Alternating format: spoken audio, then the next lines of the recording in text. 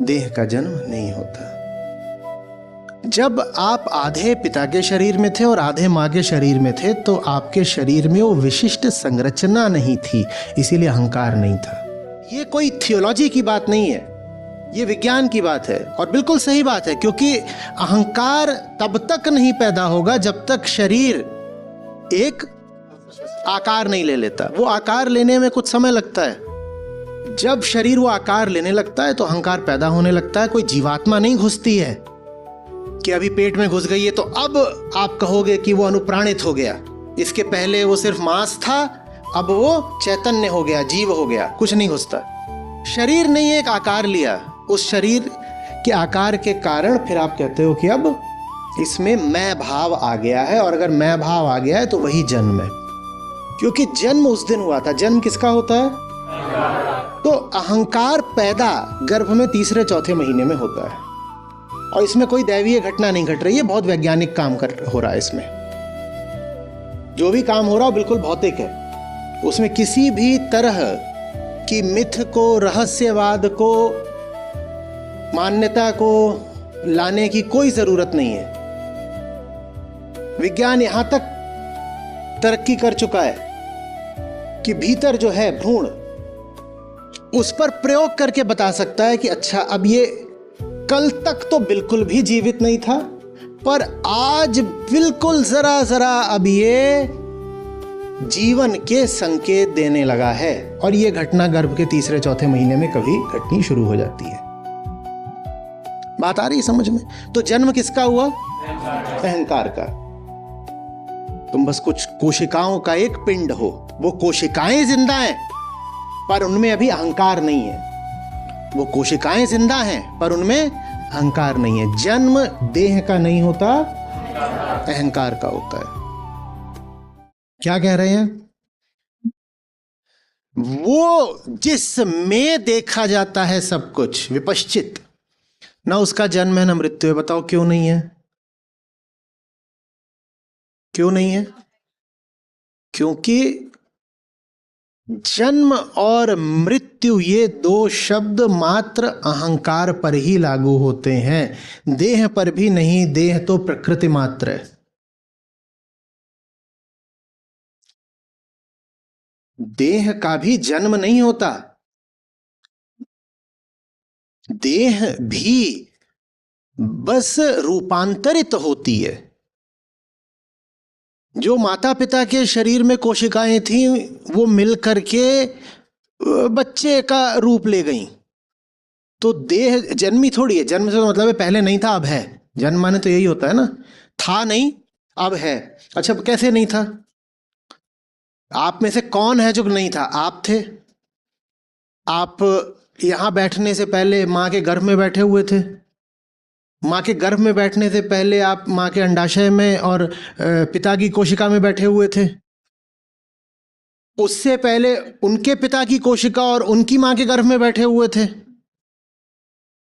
आपको पता है छोटी बच्ची जब पैदा होती है तब भी उसके शरीर में, उसके जीवन भर में जितनी काम आएंगी उतनी अंड कोशिकाएं मौजूद होती हैं। आप तब से हो, जब आपकी मम्मी पैदा हुई थी आप तब भी उनके पेट में थे।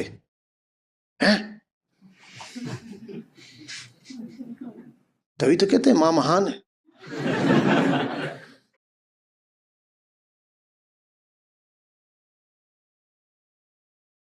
आप पीछे जाना चाहो तो बिल्कुल पीछे जा सकते हो। आप कैसे कह सकते हो आपका जन्म हुआ है? माने आप गर्भ में थे तो नहीं थे क्या? तो बर्थडे माने क्या होता है फिर? और अगर बर्थ उसी दिन हुआ है, तुम्हारा किस दिन हुआ है? 2 जून। 2 जून को हुआ है तो 2 जून से पहले तो ये थे नहीं, तो 1 जून को इनको मार देते तो कोई अपराध नहीं हुआ फिर।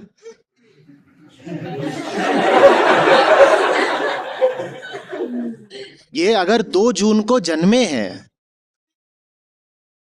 तो माने 2 जून से पहले ये थे ही नहीं, और अगर थे ही नहीं तो 1 जून को इनको मार दिया जाता तो कोई अपराध नहीं होना चाहिए था, पर वो अपराध होगा और सजा मिलेगी मारने वाले को। इसी से सिद्ध होता है कि तुम जन्मे ही नहीं 2 जून को, तुम 1 जून को भी थे। अच्छा, 1 जून को थे, 25 मई को मार दें? बोलो बोलो, कब मार दें तुम्हें? 2 जून से पहले कभी भी तुम्हें मार दें, तुम्हें कोई उसमें आपत्ति नहीं होनी चाहिए, क्योंकि 2 जून से पहले तो तुम, तो 2 जून के बाद मारे तो तुम्हें चोट लगेगी, 2 जून से पहले तो तुम थे ही नहीं। बताओ कब मारे? तुम सदा थे, तुम सदा थे। देह का कभी जन्म नहीं होता। हां, हमारी उल्टी खोपड़ी जब वो मां के शरीर से निकल के हाथ में आता है, तो न जाने किस आधार पर हम कहते हैं अब जन्मा, अब जन्मा, अब जन्मा, हो नाचो नाचो नाचो। क्या मां के पेट में था तो नहीं था क्या कि अब कह रहे हो अब जन्मा, अब जन्मा? अब काहे को नाच रहे हो? पहले ही नाच लेते। जब वो मां के पेट में नहीं भी था तब भी नाच लेते। अभी वो आधा पिता के शरीर में है।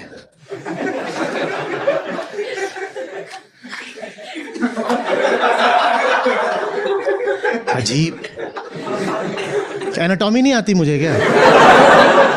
पर आप सज्जन लोग हो, लोक धर्म में बवाल कट जाता है, मैं कुछ बोल देता हूं।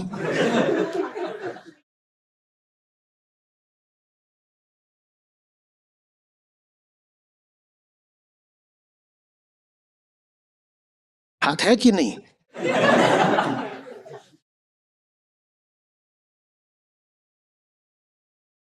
देह का जन्म नहीं होता।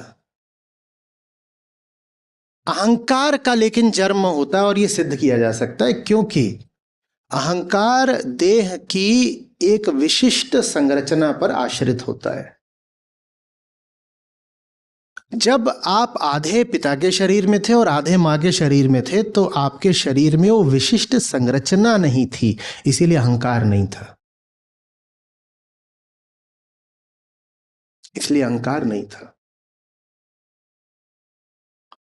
दुनिया में जब गर्भपात को लेकर के बहस होती है और कानून बनते हैं, तो उसमें ये एक बड़ा संवेदनशील मुद्दा रहता है कि किस महीने में कहें कि अब वो जीवित है। कब तक कह सकते हैं कि सिर्फ पिंड है मांस का, और कब कह सकते हैं कि अब वो जीव है? कब कहें? कब कहें? और इस पर बाकायदा रिसर्च होती है, और तीसरा चौथा महीना, कभी 5वां महीना, इस पर आकर बात टिक जाती है कि इस दरमियान शरीर वो आकार, वो संरचना ले लेता है, फिर जिसमें कहा जा सकता है कि अब ये जो फीटस है ये जीवित है। उसके पहले उसको जीवित नहीं मारा जा सकता। तो आप अगर गर्भपात कराना चाहें तो आप करा सकते हैं, कोई नहीं मरा। उसके पहले वो बस मांस है थोड़ा सा, उसमें कोई प्राण वगैरह कुछ नहीं है, उसको आप जीव नहीं बोल सकते। और ये कोई थियोलॉजी की बात नहीं है, ये विज्ञान की बात है, और बिल्कुल सही बात है, क्योंकि अहंकार तब तक नहीं पैदा होगा जब तक शरीर एक आकार नहीं ले लेता। वो आकार लेने में कुछ समय लगता है। जब शरीर वो आकार लेने लगता है तो अहंकार पैदा होने लगता है। कोई जीवात्मा नहीं घुसती है कि अभी पेट में घुस गई है तो अब आप कहोगे कि वो अनुप्राणित हो गया। इसके पहले वो सिर्फ मांस था, अब वो चैतन्य हो गया, जीव हो गया। कुछ नहीं घुसता। शरीर ने एक आकार लिया, उस शरीर के आकार के कारण फिर आप कहते हो कि अब इसमें मैं भाव आ गया है, और अगर मैं भाव आ गया है तो वही जन्म है। इस आधार पर सच पूछो तो आप सबको अपना जन्मदिन, जब आप पैदा हुए हो, माने गर्भ से बाहर आए हो, उससे करीब 6 महीने पहले बनाना चाहिए। अगर आपको अपने जन्म दिवस पर कुछ उत्सव करना भी है तो जो भी तारीख है उससे 6 माह करीब पहले करो, क्योंकि जन्म उस दिन हुआ था। जन्म किसका होता है? तो अहंकार पैदा गर्भ में तीसरे चौथे महीने में होता है, और इसमें कोई दैवीय घटना नहीं घट रही है, बहुत वैज्ञानिक काम हो रहा है। इसमें जो भी काम हो रहा है बिल्कुल भौतिक है। उसमें किसी भी तरह की मिथ को, रहस्यवाद को, मान्यता को लाने की कोई जरूरत नहीं है। विज्ञान यहां तक तरक्की कर चुका है कि भीतर जो है भ्रूण, उस पर प्रयोग करके बता सकता है कि अच्छा अब ये कल तक तो बिल्कुल भी जीवित नहीं था, पर आज बिल्कुल जरा जरा अब ये जीवन के संकेत देने लगा है। और ये घटना गर्भ के तीसरे चौथे महीने में कभी घटनी शुरू हो जाती है। बात आ रही है समझ में? तो जन्म किसका हुआ? अहंकार का। बात आ रही है समझ में? डेट ऑफ बर्थ 6 महीने पहले। हाँ, बात आ रही है समझ में? ये 2 जून बोल के बैठे, इन्हें पता ही नहीं इनकी 2 जनवरी है। तुम 2 जून को प्रकट हुए थे, पैदा नहीं हुए थे। 2 जून को तुम प्रकट हुए थे, दृश्यमान हुए थे, हमारी नंगी आंखों को विजिबल हुए थे। जन्म तुम्हारा उससे लगभग 6 महीने पहले हो चुका था। इसीलिए 2 जनवरी से 2 जून के बीच में अगर कोई तुम्हें मारता तो उसको सजा होती, क्योंकि तुम जिंदा थे। 2 जनवरी से पहले तुम्हें कोई मार देता तो उस पर कोई सजा नहीं है, क्योंकि तुम ऐसे ही हो, अभी कुछ नहीं हो। मतलब तुम बस कुछ कोशिकाओं का एक पिंड हो। वो कोशिकाएं जिंदा हैं पर उनमें अभी अहंकार नहीं है। वो कोशिकाएं जिंदा हैं पर उनमें अहंकार नहीं है। जन्म देह का नहीं होता, अहंकार का होता है। जन्म अहंकार का। अब बताओ, देह की मृत्यु भी हो सकती है क्या? कहां जाओगे मर के? ब्रह्मांड से बाहर कहां फेंके तुम्हें कि तुम कहो कि इस तारीख तक थे, अब मर गए? अब डेट ऑफ डेथ बताना अपनी। अरे जल्दी पूछ लिया। अब यदि जन्म की परिभाषा है कि पहले नहीं थे फिर हो गए, तो मृत्यु की भी परिभाषा यही होगी कि थे अब नहीं। तो बताओ कहां गए? यदि शरीर की मृत्यु होती है, अगर आपका तर्क यह है कि शरीर की मृत्यु होती है और मृत्यु की परिभाषा यह है कि पहले थे अब नहीं है, तो मर के बताओ जाते कहां हो? शरीर कहां जाता है बताओ? तुम्हारे शरीर का छोटे से छोटा हिस्सा भी इसी ब्रह्मांड में रहता है, तो कैसे मर जाओगे? शरीर तो नहीं मर सकता, शरीर बिल्कुल नहीं मर सकता। इसीलिए शरीर मरने से घबराता भी नहीं है। मरते समय सो जाना, कोई घबराहट नहीं होगी, मौज में मरोगे, क्योंकि शरीर तो घबरा ही नहीं रहा था। अहंकार घबरा रहा था, सोते ही अहंकार भी सो गया, अब कोई घबराहट नहीं, मर जाओ। मौत भी अहंकार की ही होती है। इसीलिए मरने से घबराता भी शरीर नहीं है, अहंकार ही है। इसीलिए मरने को आतुर भी शरीर नहीं होता, अहंकार ही है। अहंकार जब देखता है कि अपने स्वार्थों पर आंच आ रही है तो वो शरीर को साथ उल्टा पुल्टा कुछ कर देता है ताकि शरीर की संरचना बिखर जाए। शरीर तो सिर्फ बिखरेगा, पर शरीर के बिखरने से अहंकार मर जाएगा। याद रखना, शरीर मरता नहीं है, बिखरता है, पर शरीर के बिखरने से मरता अहंकार है। तो जो बात हमने जन्म तिथि पर कही, वो बात मृत्यु तिथि, पुण्य तिथि पर लागू नहीं होती। हाँ, अगर तुम 2 जून को कहते हो पैदा हुए, तो तुम जनवरी में अपना जन्मदिन मना सकते हो, बिल्कुल ठीक होगा। पर अगर मरे थे तुम 30 नवंबर को, तो ये मत कहना कि उसके 6 महीने बाद तक जिंदा है। अगर 30 नवंबर को शरीर बिखरा था तो उसी दिन अहंकार बिखर गया, मर गया। ये अंतर है। ये बात समझ में आ रही है? तो अगर कोई आदमी कहता है कि वो 50 साल जिया, तो सचमुच कितने साल जिया था? 50 साल 6 महीने। शाबाश, तुम्हारी गणित तो शुद्ध हो रही है बिल्कुल।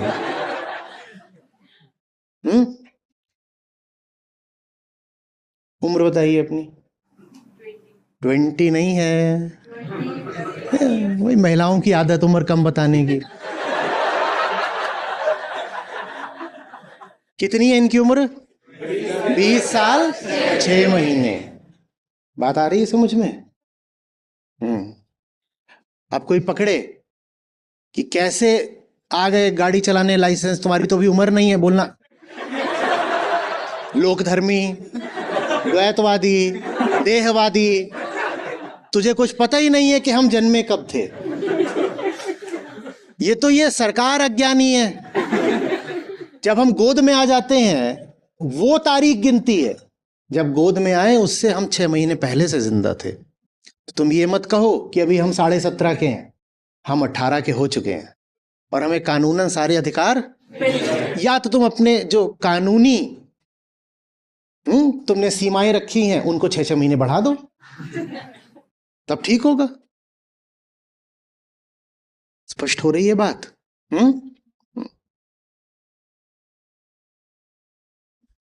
न जन्म लेता है न मरता है, ये अच्छे से याद रखोगे। जन्म लेने मरने का काम सिर्फ किसका है? देह का क्या होता है? रूपांतरण। जन्म मृत्यु किसकी होती है? और न जन्मता है न मरता है वो कौन? भक्त। एक सेकंड रुक जाओ। रूपांतरित होता है उसका क्या नाम है? जन्म भी लेता है और मरता भी है, उसका क्या नाम है? न जन्म लेता है न मरता है, उसका क्या नाम है? अरे यार, अरे कोई नाम है नहीं, हमें भी पता है, पर फिर भी काम चलाने के लिए कोई तो नाम दोगे। हाँ, उसी को आत्मा कहते हैं, जिसका ताल्लुक अहंकार से तो हो ही नहीं सकता। बताओ क्यों? क्योंकि आत्मा वो न जन्मे न मरे, और अहंकार वो जो जन्मे भी। अगली बात और खतरनाक है, आत्मा वो जिसका संबंध शरीर से भी नहीं हो सकता, क्योंकि शरीर कम से कम रूप तो बदलता रहता है, आत्मा का तो कोई रूप ही नहीं है, वो तो अरूप है। तो आत्मा का संबंध अच्छे से समझ लो लोग धर्मियों, न अहंकार से है और न ही शरीर से। अच्छे से समझ लो, आत्मा का संबंध अहंकार से नहीं है, इतना तो बहुत मानते होंगे, आसानी से मान लोगे। हाँ हाँ, अहंकार तो गंदी चीज होती है ना, अहंकार माने घमंड। इसको अपनी कार पे अहंकार है, इसको अपने रूप पे अहंकार है, अहंकार माने घमंड होता है, हमें ही पता नहीं करना चाहिए, नाराज होते हैं, फिर पाप लगता है। तो अहंकार से आत्मा का रिश्ता तो तुम नहीं जोड़ोगे, पर आत्मा का रिश्ता शरीर से तो जोड़े बैठे हो।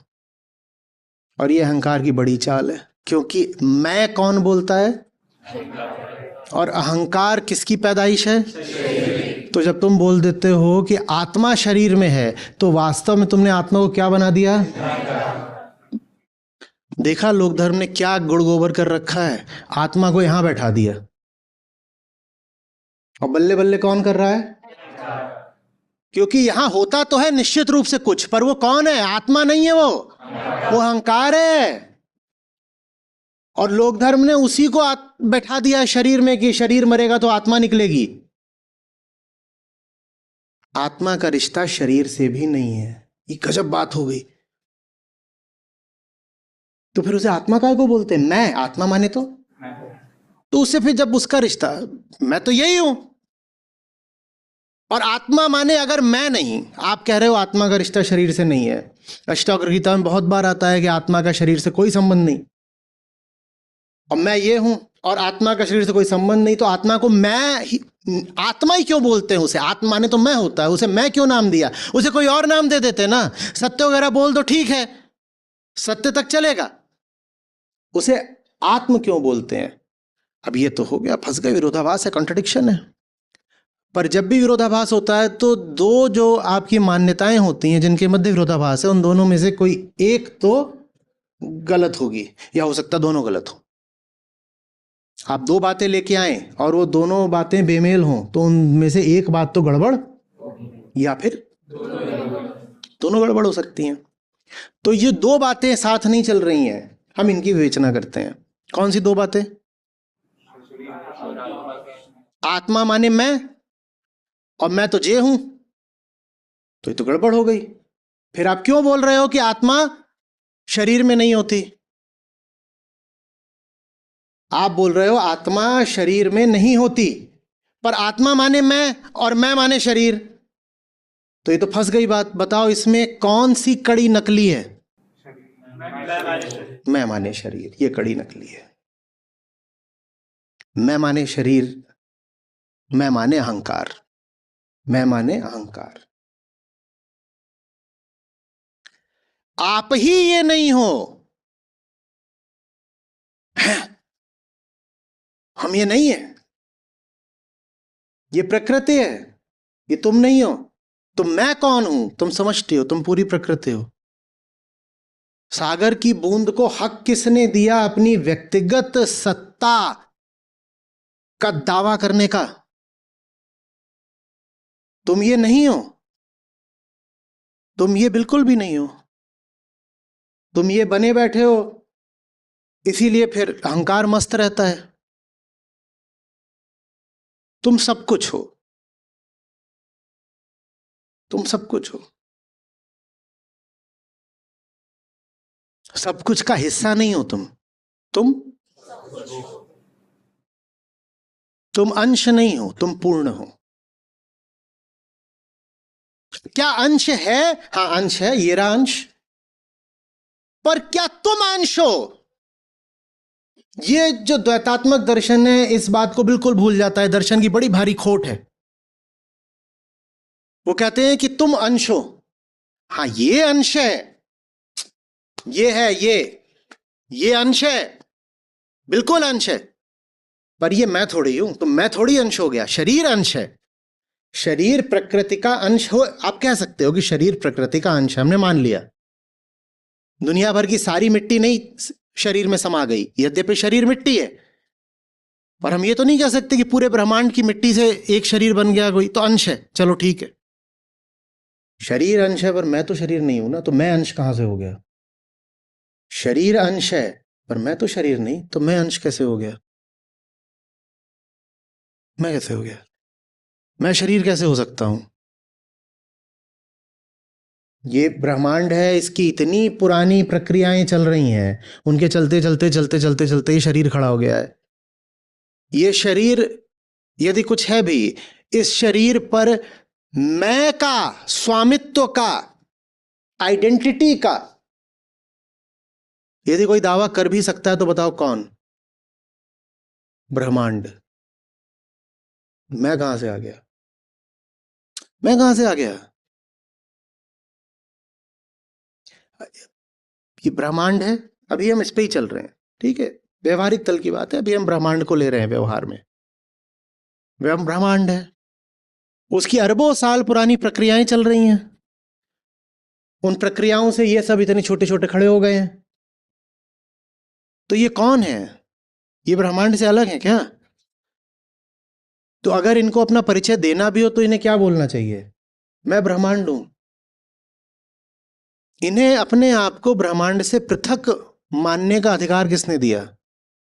और जब तुम अपने आप को ब्रह्मांड से, तो क्या पृथ्वी से भी पृथक मान लेते हो? तो फिर क्लाइमेट चेंज होता है। जब तुम अपने आप को किसी जीव से पृथक मान लेते हो तो उसकी गर्दन काटते हो, उसका मांस खाते हो। यही मूल अज्ञान है। द्वैत ही इसीलिए मूल दुख कहा गया है। तुम्हें हक किसने दिया अपने आप को सर्व से अलग मानने का?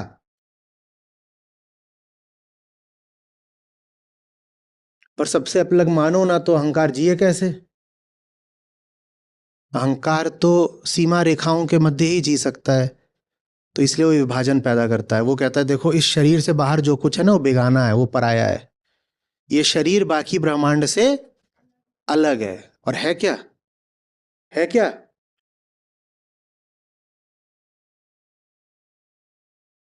बात आ रही है समझ? अब बहुत साफ साफ समझना। मैं यदि अहंकार के रूप में है तो झूठा है। अब हम जानना चाहते हैं मैं हूं कौन? मैं जब तक अहंकार है तब तक झूठा है, प्रातिभासिक है, एकदम प्रातिभासिक है। तुम एकदम गिरी हुई काल्पनिक बात कर रहे हो।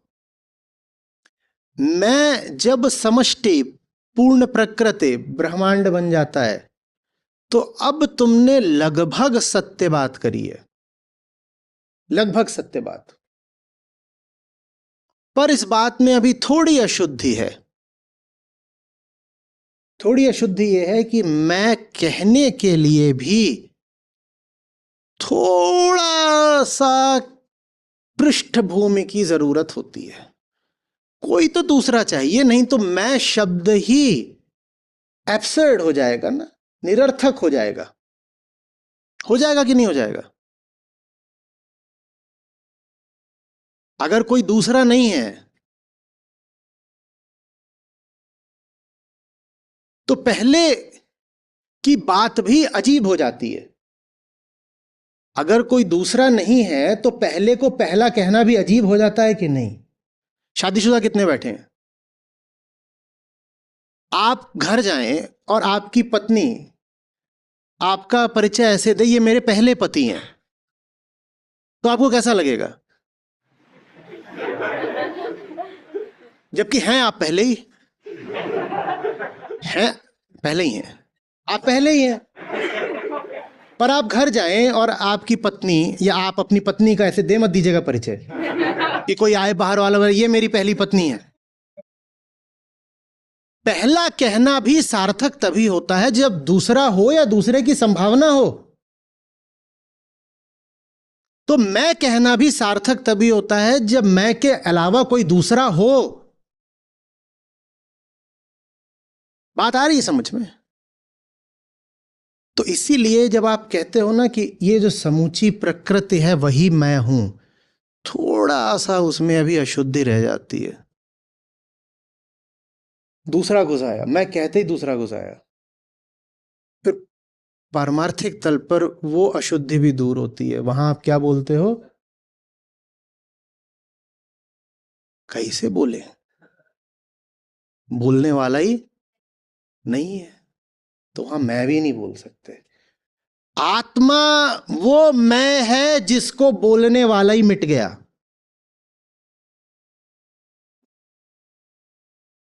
आत्मा वो मैं है जिस मैं का दावेदार ही नहीं रहा।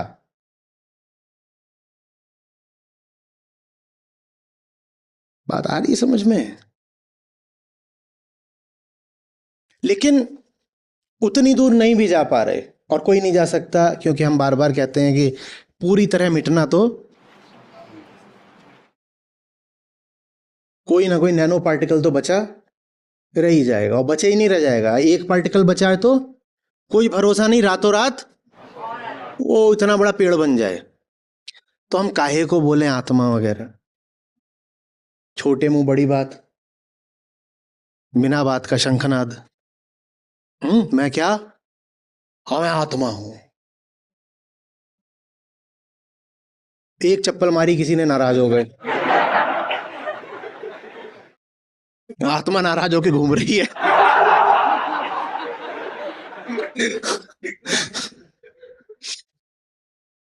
कोई आत्मा आत्मा नहीं।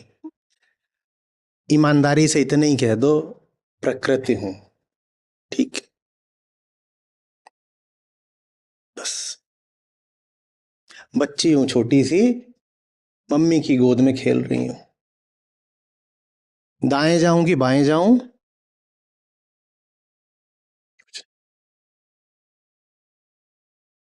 ये मम्मी पैदा करती है और फिर पैदा करके खुद में ही वापस खींच भी लेती है। एक बात पक्की, अपने से दूर कहीं नहीं भेजती। कभी ये अपने भीतर रखती है और कभी अपनी गोद में रखती है, इतना ही कर देती है। कभी ये अपने भीतर रख लेती है और कभी भीतर से बाहर आ गए तो गोद में, पर बाहर इससे कहीं नहीं जा सकते। आत्मा वगैरह की बात बिल्कुल शुद्ध है, बिल्कुल शुद्ध है, पर हमारा मुंह तो अशुद्ध है। तो हमारे मुंह से आत्मा वगैरह शोभा देता नहीं है। फिर वही हो जाएगा कि रावण चिल्लाता था हम ब्रह्मास्मि, हमें ये शोभा नहीं देता। हमारे लिए इतना ही पर्याप्त है कि मैं अहंकार हूं से उठकर कहने लग जाएं मैं प्रकृति हूं।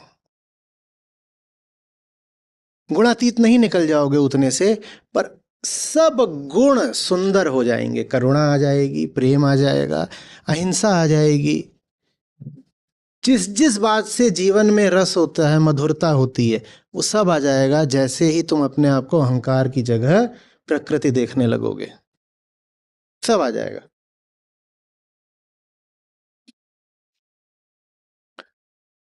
फिर हम तो कहते हैं जो प्रकृतिस्थ हो गया उससे वो आत्मस्थ भी हो जाता है। तो क्या पता चुपके चुपके वो भी हो ही जाए मामला, पर तुम उसकी कोशिश मत करो। उसकी कोशिश नहीं करनी, ठीक है? उसका कोई कोशिश नहीं करनी, दावा नहीं करना, ये नहीं बोलना आत्मा बनने का प्रयास जारी है। तुम बोलोगे प्रयास जारी है तो बोलूंगा रुकावट के लिए खेद है। जहां तक हमारी सीमा है हमें वहीं तक जाना है। हमारी सीमा कहाँ तक जाने पे है? अहंकार हटा, मिट्टी मिट्टी से एक हो गई, इतना ही काफी है। ये सब मत करो कि निर्गुण के दर्शन कर लिए मैंने, या मैं स्वयं अब निर्गुण हो गया हूं। चप्पल नहीं मारेगा तू? बताओ, निर्गुण को चप्पल मार दी, निराकार बुरा मान गया। लोग हो जाते हैं, बहुतों का दावा रहता है। बात आ रही है समझ में? हिरण में भी खुद को देख पाओ और मगर में भी खुद को देख पाओ, काफी है। क्योंकि जो तुम में है शरीर और वृत्ति की तरह, वो हिरण की आंखों में भी है और मगर के दांतों में भी है। इतना ही पर्याप्त।